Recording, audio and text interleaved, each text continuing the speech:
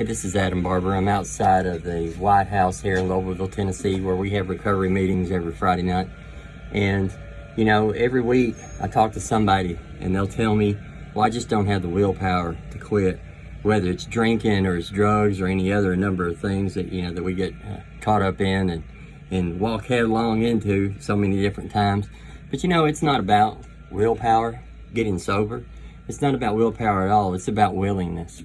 A willingness to change and to do whatever it takes in order to stay sober.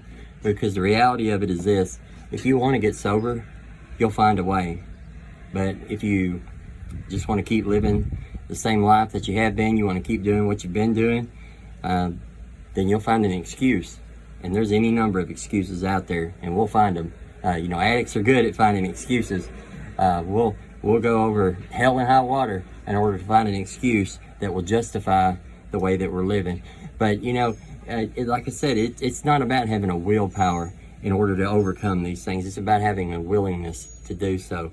And I can tell you right now that the way to do that is to turn to the Lord Jesus Christ and be made free from those things. To have, you know, the bondage of sin, shame, and addiction broken off of you, not just set aside where it's going to jump back any day or any misstep that you have and overtake you, but completely remove that from your life. And He can do that for you. He's done that for me. He's done that for thousands, hundreds of thousands, millions of people over the course of history.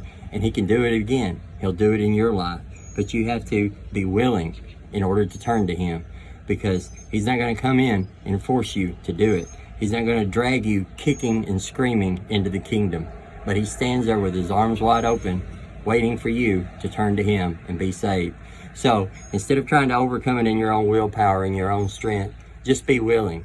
Be willing to turn to Him. And if you can't be willing to be willing. And sometimes that's all that we can start with, but it's enough.